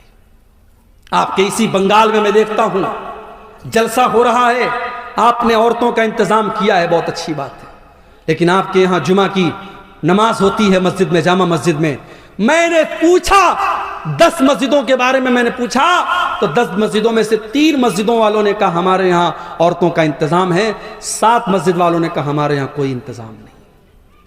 کیوں انتظام نہیں ہے؟ کیا آپ کے پاس پیسے کی کمی ہے؟ نہیں، بہت پیسہ ہے آپ کے پاس، آپ کی شادیاں بتاتی ہیں بہت پیسہ ہے آپ کے پاس، آپ کی فضول خرچی بتاتی ہے بہت پیسہ ہے آپ کے پاس، شادی بیاہ کے موقع پر آپ کے لاکھوں کے خرچ بتاتے بہت پیسے ہیں آپ کے پاس۔ اگر بچانا چاہتے ہو اپنی قوم کی بچیوں کو، اپنی مہیلاؤں کو، اپنی بیٹیوں کو، میری بات لکھ لو، ہر جمعہ جہاں آپ مسجد میں جمعہ کا انتظام کرتے ہیں وہاں لیڈیز کا ارینجمنٹ کمپلسری مینڈیٹری ہونا چاہیے، ضروری ہونا چاہیے، آپ عورتوں کا انتظام کیجیے اور گھر کی تمام عورتوں کو جمعہ کی نماز میں لے کے جائیے، ساس بھی جائے، بہو بھی جائے، بیٹی بھی جائے، ماں بھی جائے۔ ہمارے یہ بھی عجیب مسئلہ ہے، 70 سال کی بوڑھی ماں گھر سے نکلتی ہے تو چادر میں، نقاب میں، برقعے میں نکلتی ہے، اس کی آنکھ بھی نظر نہیں آتی، اور 18 سال کی چھوکری نکل رہی ہے، بال کھلے ہوئے ہیں، لپسٹک لگا کے، میک اپ کر کے، تمام سر سے پیر تک پوری سج کے سنور کے نکل رہی ہے۔ ماں کو پردے کی، شریعت نے پردے کی چھوٹ دی ہے، 60 سال کی عورت ہو جائے، شریعت نے کہا اگر وہ پردہ اتنا نہ بھی کرے تو چلے گا، جس کو پردہ کرنا چاہیے وہ بے پردہ گھوم رہی ہے، اور 60 سال والی جو بوڑھی اماں ہے وہ بیچاری پردہ کر رہی ہے۔ میرے بھائیوں، ہمیں سماج کو بدلنا پڑے گا، ہمیں سمجھنا پڑے گا کہ سماج آج دشت ہو رہا ہے، سماج آج گندا ہو رہا ہے، اور اس سماج کو بچانے کی ذمہ داری ہم سب کی ہے۔ اگر بیوی اگر بے پردہ گھوم رہی ہے، شوہر کہاں مر گیا؟ اگر بیٹی بے پردہ گھوم رہی ہے، باپ کہاں مر گیا؟ اگر بہن بے پردہ گھوم رہی ہے، بھائی کہاں مر گیا؟ میں بتاؤں کہاں مر گیا؟ وہ بھائی خود بازار میں نظروں کا زنا کر رہا ہے، وہ باپ خود مارکیٹ میں بیٹھ کے بیڑی کا دھواں اڑا رہا ہے، اور وہ شوہر خود اپنی بیوی کو لے کر کے نمائش کرا رہا ہے اس کے حسن کی۔ میرے بھائیوں، آپ کو غیرت مند بننا پڑے گا، آپ کو حیادار بننا پڑے گا۔ اللہ کے نبی فرماتے ہیں ثلاثۃ لا ينظر اللہ عز وجل الیہم یوم القیامہ، 3 لوگ ایسے ہوں گے قیامت کے دن جن کی طرف اللہ تعالیٰ دیکھے گا بھی نہیں، بات بھی نہیں کرے گا، پاک اور صاف بھی نہیں کرے گا۔ نمبر 1، العاق لوالدیہ، اپنے ماں باپ کو ستانے والا، اپنے ماں باپ کو دکھ دینے والا، اپنے ماں باپ کو تکلیف دینے والا۔ مگر یہاں پہ رک جائیے، اگر ماں باپ کو کوئی صحیح بات پر آپ دکھ دے رہے ہیں، مطلب بلا وجہ ماں باپ آپ سے ناراض ہیں، شادی ہو گئی، اب ساس یہ طے کر رہی ہے کہ عورت کو کب مائکے جانا ہے کب نہیں جانا ہے، یہ کون سا اصول ہے میرے بھائی؟ یہ کون سا اصول ہے؟ کتنے گھروں میں ساس یہ بھی طے کرتی ہے کہ بہو کو کب نہانا چاہیے کب نہیں نہانا چاہیے، یعنی جوائنٹ فیملی سسٹم میں پرائیویسی نام کی کوئی چیز نہیں ہے۔ بہو بیچاری اپنی مرضی سے نہا نہیں سکتی، وہاں نند الگ پہرا دے رہی ہے، ساس الگ پہرا دے رہی ہے۔ اب وہاں پہ اگر شوہر کہتا ہے کہ میری بیوی ہے، میں نکاح کر کے لایا ہوں، یہ میری مرضی سے مائکے جائے گی، میری مرضی سے آئے گی، اب وہاں پہ ماں ناراض ہو جائے تو اس ناراضگی کا کوئی مطلب نہیں ہے۔ صحیح بات پر جو اسلام کے حساب سے صحیح ہے، اگر اس بات پر بھی ماں باپ ناراض ہوتے ہیں تو کوئی مطلب نہیں ہے، وہاں پہ اولاد کو چاہیے ماں باپ کو منانے کی کوشش کرے۔ لیکن ہاں، بلا وجہ اگر کوئی ماں باپ کو دکھ دے رہا ہے، تکلیف دے رہا ہے، اور اپنے عیش و آرام پر خوب خرچ کر رہا ہے، ماں کا خیال نہیں کر رہا ہے، باپ کا خیال نہیں کر رہا ہے، قیامت کے دن اللہ تعالیٰ اس کو دیکھے گا بھی نہیں۔ نمبر 2، والمرأة المترجلہ، وہ عورت جو مردوں کی نقل کرنے والی، مردوں کی چال ڈھال اپنانے والی ہو، مردوں کے جیسا کپڑا پہننے والی، اور مردوں کے جیسے چھوٹے چھوٹے بال رکھنے والی، اور مردوں کی شکل صورت اپنانے والی، مردانہ چال چلنے والی لڑکی۔ اور نمبر 3، الدیوس، وہ بے غیرت مرد، الذی یقر فی اہلہ الخبث، جس کے گھر میں بے حیائی ہو رہی ہو، جس کے گھر میں بے پردگی ہو رہی ہو، اور اس بے غیرت مرد کو کوئی فرق نہ پڑتا ہو۔ تو مرد اگر بے غیرت ہے تو صرف عورت ذمہ دار نہیں ہے، مرد بھی ذمہ دار ہے۔ میرے پیارے ساتھیوں، آج ہماری شادی بیاہ میں کیا ہو رہا ہے؟ ویڈیو ریکارڈنگ ہو رہی ہے، دلہن کے کمرے میں کیمرہ مین آتا ہے اور دلہن کے ہر پوز کو وہ ریکارڈ کر رہا ہے، ہر اینگل سے وہ ریکارڈ کر رہا ہے. دلہن کی سہیلیاں اور گھر کی جوان لڑکیاں دلہن کے آس پاس بیٹھی ہیں اور یہ ویڈیو کیمرہ والا بیچارہ ویڈیو ریکارڈنگ کر رہا ہے.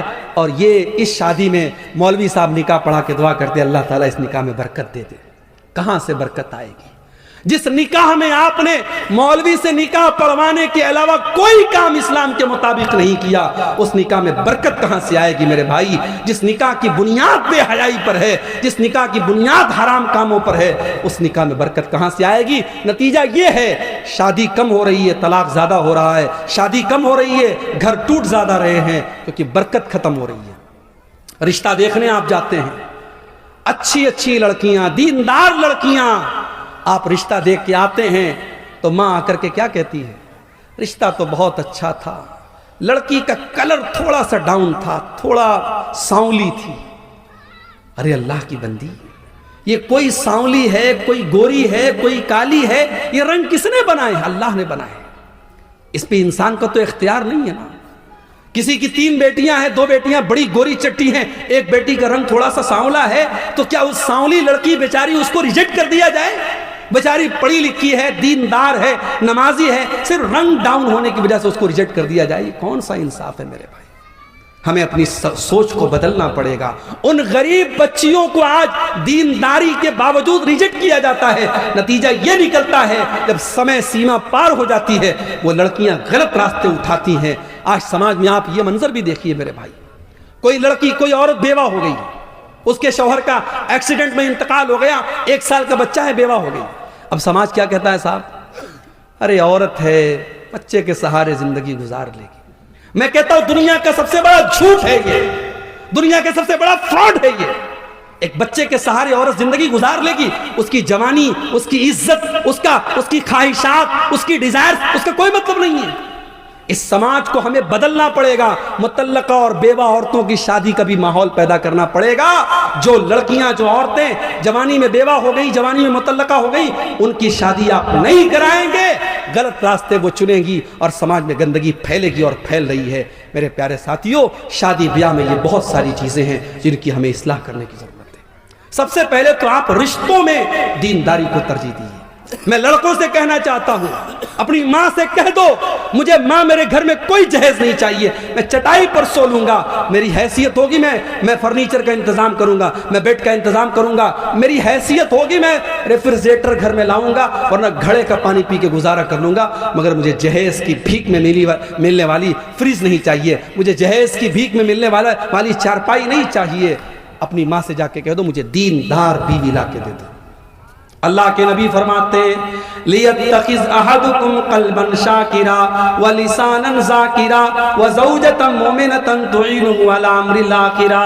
او لوگو، دنیا کی سب سے بڑی دولت 3 چیزیں ہیں. 3 چیزیں جس کے اندر پیدا ہو جائیں اس کے پاس دنیا کی سب سے بڑی دولت ہے.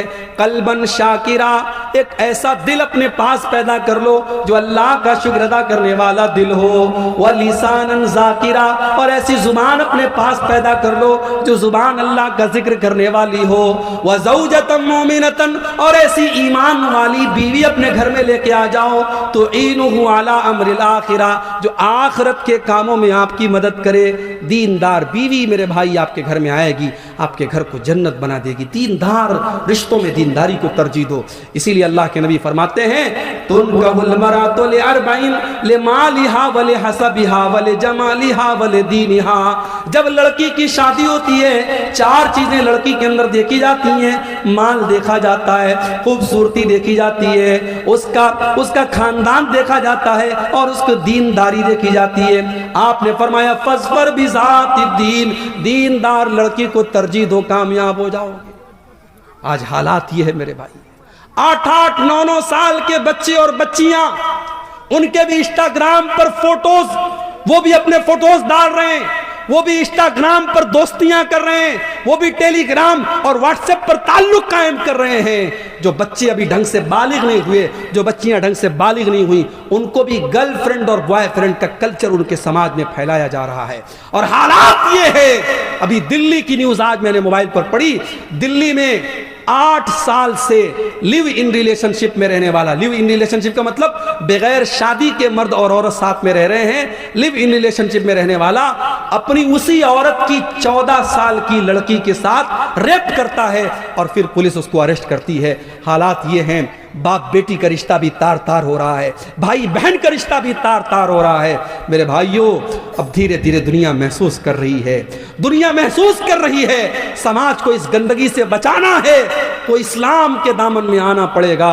اسلام نے ہمیں زنا کے دروازوں سے روکا ہے، زنا کے چور دروازوں سے اسلام نے روکا ہے۔ اسلام کہتا ہے لڑکا لڑکی بالغ ہو جائیں، 10 سال کا لڑکا ہو گیا، 10 سال کی لڑکی ہوگی، بستر الگ کر دو۔ 10 سال کا لڑکا لڑکی ہو گئے، بستر الگ کر دو۔ لڑکی کو مینسز آنے لگے، لڑکی بالغ ہو گئی، جوان ہو گئی، گھر سے نکلے تو پردے میں نکلے۔ جوان لڑکی کو کسی غیر محرم کے ساتھ تنہا مت رہنے دو، اکیلا مت رہنے دو۔ تمہاری خالہ کا لڑکا، تمہارے ماموں کا لڑکا، تمہارے کاکا کا لڑکا، تمہارے تایا کا لڑکا، یہ سب تمہارے لیے غیر محرم ہے۔ میری بہنوں، جس طریقے سے محلے کے اور گاؤں کے لڑکوں کو اپنے لیے غیر محرم سمجھتی ہو، اپنی خالہ کے، اپنے تایا کے، اپنے ماموں کے، اپنے چاچا کے لڑکوں کو بھی غیر محرم سمجھو۔ میری بہنوں، آپ کا دیور آپ کا بھائی نہیں ہے، آپ کے شوہر کا بھائی ہے۔ بھابھی اگر دیور کو ہنسی مذاق میں زیادہ چھوٹ دے گی، اگر بھابھی دیور سے زیادہ فرینک ہوگی اور دیور بھابھی کے بیچ کی سیمائیں ختم ہوں گی تو وہاں پہ معاملات خراب ہوں گے، اور بہت سارے گھروں میں معاملات خراب ہو رہے ہیں۔ یہ فیس بک کا دور ہے، یہ فلموں کا دور ہے، یہ ویب سیریز کا دور ہے، یہ سماج میں گندگی کو پروسنے کا دور ہے۔ اس دور میں ہمیں اور زیادہ احتیاط کی ضرورت ہے۔ بچیاں جوان ہو جائیں تو باپ اپنی بچیوں سے بھی ایک احتیاط کرے۔ بچیوں کو چاہیے جب وہ جوان ہو جائیں، باپ بھی آئے تو اپنے دوپٹے اور اپنے کپڑے کا دھیان رکھیں۔ شیطان کب کس کے دماغ کو کہاں پھیر دے، کب کس کی نظریں خراب ہو جائیں، شیطان کب کس کے، ہمارے رگوں میں، ہمارے بدن میں خون کی طرح شیطان دوڑ رہا ہے، اور فتنوں کے اس دور میں کب کس رشتے میں ناپاکی آ جائے میرے بھائیوں، گارنٹی نہیں ہے۔ اس لیے بڑی احتیاط کی ضرورت ہے، اور محرم غیر محرم کا فرق اپنے جوان ہوتے بچوں کو بتانے کی ضرورت ہے۔ اور آگے بڑھیے، 1-2 چیزیں اور بیان کر کے بات ختم کر رہا ہوں۔ ہمارے سماج میں اگر اصلاح کرنی ہے سماج کی، ایک اور چیز ہم دیکھ رہے ہیں، ہمارے نوجوانوں کا بگاڑ، ہمارے نوجوانوں کے اندر پائی جانے والی مختلف برائیاں۔ ہمارا نوجوان آج نشے میں مبتلا ہے، ہمارا نوجوان آج راتوں میں 2-2 3-3 بجے تک ناجائز بات چیت میں لگا ہوا ہے، ہمارا نوجوان آج گنڈا گردی اور کرائم کے کاموں میں لگ رہا ہے۔ میرے نوجوان ساتھیوں، اس امت کا کیپٹل آپ ہیں، اس امت کا سرمایہ آپ ہیں، اس امت کی امید آپ ہیں۔ اگر آپ نے اپنی راتوں کو برباد کیا، اگر آپ نے اپنے جسم کو نشے سے برباد کیا، اگر آپ نے غلط اور گندی عادتوں کے ذریعے اپنی جوانی کو برباد کیا، کل آپ نہ ایک اچھے شوہر بن سکتے ہیں، نہ ایک اچھے باپ بن سکتے ہیں، نہ ایک اچھے بیٹے بن سکتے ہیں، نہ سماج کے ایک اچھے انسان بن سکتے ہیں۔ اس سماج کو آپ کچھ دینے کے لیے آئے ہیں۔ اللہ قرآن میں کہتا ہے کنتم خیر امت اخرجت للناس، اے مسلمانوں تم دنیا کی سب سے بہترین کمیونٹی ہو، تم دنیا کے سب سے بہترین سماج کے لوگ ہو، تمہیں دنیا کے لیے کچھ دینے کے لیے بنایا گیا ہے، تم سماج کو کچھ دینے کے لیے آئے ہو، تم مانوتا کا کلیان کرنے کے لیے آئے ہو، تم مانوتا کو نجات دینے کے لیے آئے ہو، تم مانوتا کو جہنم کی آگ سے بچانے کے لیے آئے ہو۔ میرے نوجوانوں، اپنی رسپانسبلٹی کو سمجھو، اپنے کرتویہ کو سمجھو، اپنی ذمہ داری کو سمجھو۔ جوانی کے ایک منٹ کا حساب اللہ تعالیٰ کل قیامت کے دن لے گا۔ میری نوجوان بہنوں، آپ سے بھی کہتا ہوں، میرے نوجوان بھائیوں، آپ سے بھی کہتا ہوں، اپنی جوانی کو غنیمت جانو۔ جوانی میں جتنا آپ سجدہ کر لیں گے، جتنی نماز پڑھ لیں گے، جتنا اللہ کو راضی کر لیں گے، کل 50-60 سال کے ہونے کے بعد آپ نہیں کر پائیں گے۔ بہت ساری حسرتیں لے کے دنیا سے جانا پڑے گا۔ میرے بھائیوں، میری ماں کے انتقال کو ابھی 3 سال ہو رہے ہیں۔ 2020 میں میری ماں کا انتقال ہوا۔ ماں کا سپنا تھا حج کرنے کا۔ لاک ڈاؤن کے پہلے ماں کے حج کا فارم بھرا۔ میں نے کئی بار ماں سے کہا کہ عمرہ کر لو، ماں عمرہ کرنے کے لیے تیار نہیں ہوئی۔ حج کا فارم بھرا گیا، جس سال حج کا فارم بھرا گیا اسی سال حج کینسل ہو گیا، لاک ڈاؤن لگ گیا، اور اگلے سال پھر بھی لاک ڈاؤن لگا رہا، اور اگلے سال بھی حج کا فارم نہیں بھرا گیا، اور اس کے اگلے سال ہی ماں کا انتقال ہو گیا۔ یہ سپنا، یہ حسرت، یہ خواہش لیے ہوئے میری ماں چلی گئی۔ یہ خواہش لیے ہوئے کتنے لوگ دنیا سے چلے جاتے ہیں۔ میرے نوجوان ساتھیوں، اگر آج آپ کے پاس پیسہ ہے، آپ عمرہ کر سکتے، آپ حج کر سکتے، ابھی کر لو۔ ابھی آپ کی شادی ہوئی ہے، میاں بیوی اولاد چاہتے ہیں، نیک اولاد چاہتے ہیں، جاؤ چند پیسے خرچ کرو، عمرہ کرو، اور جا کر کے اللہ کی بارگاہ میں رو کر کے دعا مانگو، اللہ نیک اور صالح بیٹا عطا فرمائے گا۔ عمرہ کر لو، حج کی طاقت حج کر لو، جوانی میں عبادت کر لو۔ واللہ میں نے روتے ہوئے دیکھا ہے 70 سال کے 60 سال کے بوڑھوں کو، جب وہ حج کرنے گئے، وہ بیچارے ویل چیئر پہ دوسرے ان کو طواف کرا رہے ہیں، وہ بیچارے ہوٹل سے حرم میں جانے کی طاقت نہیں ہے، وہ کمرے میں بیٹھ کے نماز پڑھتے ہیں، وہ روتے ہیں کہ کاش ہم نے جوانی میں نماز پڑھی ہوتی، ہم نے جوانی میں حج کیا ہوتا، ہم نے جوانی میں اللہ کی عبادت کی ہوتی۔ اللہ کے پیارے نبی فرماتے ہیں اغتنم خمسا قبل خمس، 5 چیزوں کی قدر کرو 5 چیزوں کے آنے سے پہلے۔ شبابک قبل حرمک، اپنی جوانی کی قدر کرو بڑھاپے کے آنے سے پہلے۔ وصحتک قبل سقمک، اپنی تندرستی کی قدر کرو بیماری کے آنے سے پہلے۔ وغناک قبل فقرک، اپنی دولت کی قدر کرو اپنی غریبی کے آنے کے پہلے۔ وفراغک قبل شغلک، اپنے سمے کی قدر کرو اپنے ویست ہونے سے پہلے۔ اور 5ویں چیز وحیاتک قبل موتک، اپنی موت کے آنے سے پہلے اپنی زندگی کی قدر کرو۔ میرے نوجوانوں، اس امت کو بڑی امیدیں ہیں، اپنی نوجوانی کی حفاظت کرو۔ اسی طریقے سے سماج کی اصلاح کا ایک روپ یہ بھی ہے کہ وراثت میں جس کا جو حق ہے وہ دے دو۔ آپ کی بیٹیاں بھی آپ کی وراثت کی حقدار ہیں۔ جو پراپرٹی آپ نے بنائی ہے، جو زمین آپ نے خریدی ہے، جو پیسہ آپ نے کمایا ہے، آپ کے مرنے کے بعد آپ کے بیٹوں کے ساتھ ساتھ آپ کی بیٹیاں بھی اس کی وارث ہیں۔ بیٹیوں کو آپ نے جہیز دے دیا، اس کا مطلب یہ نہیں کہ بیٹیاں آپ کی پراپرٹی کی وارث نہیں بنے گی۔ اور بھائیوں سے کہتا ہوں، باپ کے مرنے کے بعد اگر آپ نے اپنی بہنوں کو ان کی پراپرٹی میں، ان کے باپ کے ترکے میں حصہ نہیں دیا تو کل قیامت کے دن اللہ آپ کی گردن پکڑے گا۔ کل قیامت کے دن اللہ کیا آپ کی گردن پکڑی جائے گی۔ اللہ نے وراثت کا مسئلہ جب بیان کیا تو قرآن میں کیا فرمایا؟ وَتِلْكَ حُدُودُ اللَّهِ، میرے بندو یہ وراثت کے جو قانون بیان کیے جا رہے ہیں یہ اللہ کا بنایا ہوا قانون ہے۔ وَمَن يُطِعِ اللَّهَ وَرَسُولَهُ يُدْخِلْهُ جَنَّاتٍ تَجْرِي مِن تَحْتِهَا الْأَنْهَارُ، جو اللہ کی اطاعت کرے گا، جو رسول کی اطاعت کرے گا، اللہ اسے جنت میں داخل کرے گا اور وہ جنت میں ہمیشہ ہمیشہ رہے گا۔ وَذَلِكَ الْفَوْزُ الْعَظِيمُ، اور یہ بہت بڑی کامیابی ہے۔ وَمَن يَعْصِ اللَّهَ وَرَسُولَهُ وَيَتَعَدَّ حُدُودَهُ يُدْخِلْهُ نَارًا خَالِدًا فِيهَا، اور جو اللہ کی نافرمانی کرے گا، جو رسول کی نافرمانی کرے گا اور جو اللہ کے قانون کو توڑے گا، اس کو اللہ جہنم کی آگ میں ڈالے گا اور وہ جہنم کی آگ میں ہمیشہ رہے گا۔ وراثت کے سلسلے میں اگر آپ نے اللہ کا قانون توڑا ہے، اللہ جہنم کی وعید سنا رہا ہے۔ میرے بھائیوں، وراثت کو صحیح طریقے سے جو حقدار ہیں ان کو دے دو۔ اللہ کے نبی فرماتے ہیں لَتُؤَدُّنَّ الْحُقُوقَ إِلَىٰ أَهْلِهَا، او لوگوں تم لوگوں کا حق ان کو دے دو ورنہ قیامت کے دن تمہیں دینا پڑے گا۔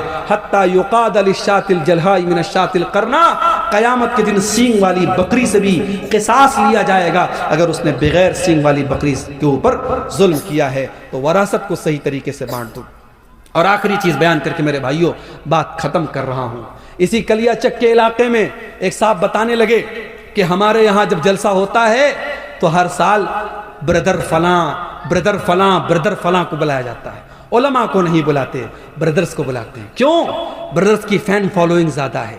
فلاں بردر صاحب ہیں، وہ فیس بک کے اوپر لائیو کوسچن آنسر کرتے ہیں، لوگوں کے سوال کا لائیو جواب دیتے ہیں۔ اتنا لائیو تو علماء بھی جواب نہیں دیتے۔ میرے بھائی، علماء کی جگہ بردرز نہیں لے سکتے۔ یہ دور فتنوں کا دور ہے اور علماء کی جگہ آپ نے جاہلوں کو علماء کا مقام دے رکھا ہے۔ آپ کے بڑے بڑے اسٹیج پر آج جاہلوں کو، جن کو عربی زبان نہیں آتی، جن کو قرآن پڑھنا نہیں آتا، ان کو آپ نے علماء کا مقام دے دیا ہے۔ اور علماء کے ساتھ آپ نے کیا سلوک کیا؟ علماء کے ساتھ آپ نے یہی سلوک کیا کہ جتنا آپ کے بچے کی پاکٹ منی کا خرچ ہے اتنا آپ کے مولوی صاحب کی تنخواہ ہے۔ آپ کے بنگلور میں سڑک پر صفائی کرنے والا اور جھاڑو دینے والا، وہ بھنگی، وہ صفائی کرمچاری، اس کی سیلری آج 18,000 ہے تو وہ لوگ اسٹرائک کر رہے ہیں کہ ہماری سیلری 30 سے 35,000 کی جائے۔ اور یہاں ہمارے مسجد میں 5 ٹائم کی نماز پڑھانے والا اور جمعہ کا خطبہ دینے والا ہمارا امام، ہمارا خطیب، اس کی تنخواہ 5,000 6,000، بڑی مشکل سے کہیں بڑے دل دریا والے لوگ ہیں تو 10,000۔ یہ ہم نے اپنے علماء کے ساتھ یہ سلوک کیا ہے۔ ہمارے علماء کے لیے ہماری مسجدوں میں اتنی چھوٹی سی کوٹری بنائی جاتی ہے کہ عالم صاحب اکیلے رہیں، پریوار کے ساتھ نہ رہنے پائیں۔ عالم صاحب کا پریوار کہاں رہتا ہے؟ بہار میں، جھارکھنڈ میں۔ عالم صاحب مہینے میں ایک بار اپنی بیوی کے پاس، بچوں کے پاس جاتے ہیں۔ میرے بھائیوں، آپ کو اپنے بچوں کے ساتھ اور پریوار کے ساتھ رہنے کا ادھیکار ہے، تو اس امام صاحب کو، اس عالم صاحب کو کیوں نہیں ہے؟ ان کے بچے اپنے باپ کے جیتے جی یتیم کیوں بنے ہیں؟ ان کی بیوی اپنے شوہر کے جیتے جی بیوہ کیوں بنی ہے؟ اس کا حساب بھی ہمیں قیامت کے دن اللہ کی بارگاہ میں دینا پڑے گا۔ اپنے علماء کا خیال رکھو میرے بھائی، اپنے علماء کی ضرورتوں کا خیال رکھو، ان کو اتنی تنخواہ کم سے کم دو وہ عزت کی دال روٹی کما سکیں، وہ عزت کے ساتھ دنیا میں زندگی گزار سکیں، اور جو کام عالم کا ہے وہ عالم سے کراؤ، وہ مقام کسی غیر عالم کو مت دو۔ اللہ کے پیارے نبی فرماتے ہیں کہ قیامت کے پہلے وہ دور آئے گا، اللہ تعالیٰ دنیا سے علماء کو اٹھا لے گا، حتیٰ اذا لم یبق عالما، یہاں تک کہ جب سارے علماء ختم ہو جائیں گے، اتخذ الناس رؤوسا جہالا، لوگ جاہلوں کو اپنا مفتی بنا لیں گے، فسئلوا فافتوا بغیر علم، اور جاہلوں سے لوگ فتویٰ پوچھیں گے اور وہ خوب فتویٰ دیں گے۔ آپ کے بنگال میں جاہل مفتیوں کی بڑی بھرمار ہے، جس کے یوٹیوب پر 1 لاکھ سبسکرائبر ہو گئے، بہت بڑا علامہ بن گیا صاحب۔ اس کے سبسکرائبر کی تعداد اور یوٹیوب چینل پر اس کو لائک کرنے والوں کے، اس کے فالوورز کی تعداد کے حساب سے یہ طے کیا جاتا ہے کہ وہ کتنا بڑا علامہ ہے۔ نہیں میرے بھائی، یہ ضروری نہیں ہے کہ یوٹیوب پر فالوورز اور ویورز کی تعداد کے حساب سے۔ میں یوٹیوب چینل والے موجود ہیں، میں بڑے صاف الفاظ میں کہتا ہوں، ان کا کام صرف اپنی ویورشپ بڑھانا ہے۔ یہ ویورشپ بڑھانے کے لیے کتنے یوٹیوب چینلز والوں کو میں جانتا ہوں، میری تقریر کے اوپر وہ تھمبنیل لگاتے ہیں، واللہ مجھے دیکھ کے شرم آتی ہے۔ مجھے ڈیلی لوگ واٹس ایپ پر بھیجتے ہیں، مولانا آپ کی تقریر پر دیکھیں یہ تھمبنیل لگایا۔ ابھی رام مندر کا مسئلہ چل رہا ہے، میں نے کسی تقریر میں ایک لفظ ہی رام مندر پر نہیں بولا ہے، لیکن رام مندر پر عبدالغفار صاحب بھڑکے، مولانا عبدالغفار صاحب نے یہ بولا وہ بولا۔ کتنے چینل والوں نے فرضی آڈیو میں کچھ ہے، تقریر کچھ ہے، تھمبنیل پہ انہوں نے رام مندر لگایا ہے۔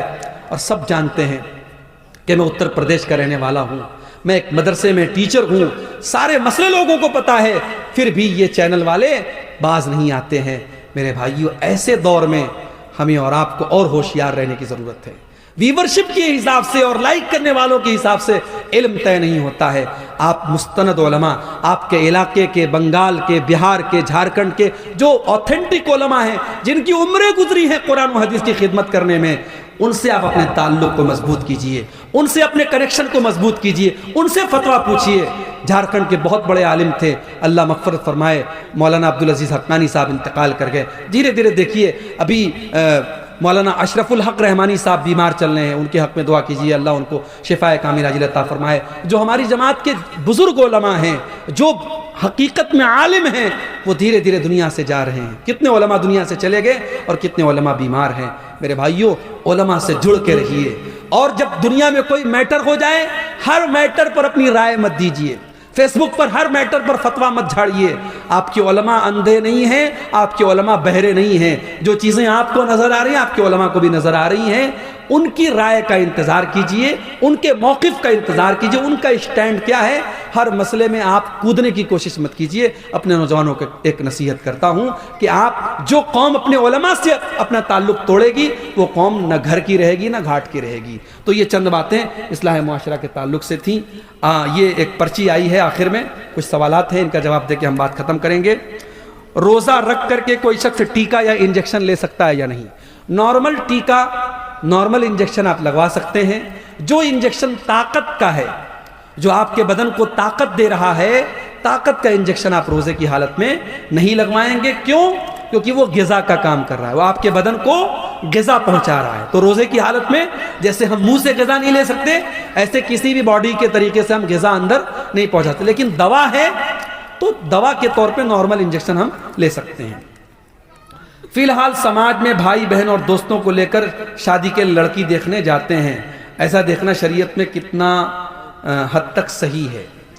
دیکھیے، مناسب تو یہ ہے کہ ٹھیک ہے، اگر مان لیجئے کہ لڑکے کا باپ جا رہا ہے، لڑکی کی ماں جا رہی ہے، تو لڑکی کو دیکھنے کے لیے جو لیڈیز ہیں وہ دیکھ لیں۔ چائے ناشتہ جو آ رہا ہے، مہمان نوازی کے طور پہ جو چیزیں آ رہی ہیں، اس میں سارے لوگ جو گئے ہیں وہ شامل ہو جائیں۔ لیکن لڑکی کو دکھانے کا جو کام ہے وہ صرف لیڈیز کو دکھایا جائے، کیونکہ ابھی ہونے والا سسر بھی ابھی ہونے والا سسر ہے، ابھی وہ سسر ہوا نہیں ہے. تو بہتر یہی ہے، شریعت کے حساب سے مناسب یہی ہے کہ جو مرد حضرات ہیں وہ لڑکی کو دیکھنے کا اہتمام نہ کریں، کیونکہ ابھی وہ لڑکی ان سب کے لیے غیر محرم ہے. روزہ رکھ کر خون دے سکتے ہیں یا نہیں؟ دے سکتے ہیں. اگر آپ کا جسم الاؤ کرتا ہے روزہ رکھنے، اگر اس سے کوئی کمزوری آپ کو فیل نہیں ہوتی ہے، روزے پر کوئی اثر نہیں پڑتا ہے تو دے سکتے ہیں. اگر آپ کی باڈی اس لائق ہے کوئی حرج کی بات نہیں ہے. ایسی کوئی دلیل نہیں ملتی ہے کہ خون دینے سے آپ کا روزہ ٹوٹ جائے گا، اور علماء کا فتویٰ بھی یہی ہے کہ اگر باڈی اس کے لائق ہے خون دینے کے لائق تو دیا جا سکتا ہے. کون سی گفتگو کو غیبت کہا جائے گا؟ ظاہر ہے کسی کی بھی کوئی برائی آپ بیان کریں وہ غیبت ہے. مقصد کیا ہے آپ کا برائی بیان کرنے کا؟ مقصد کیا ہے؟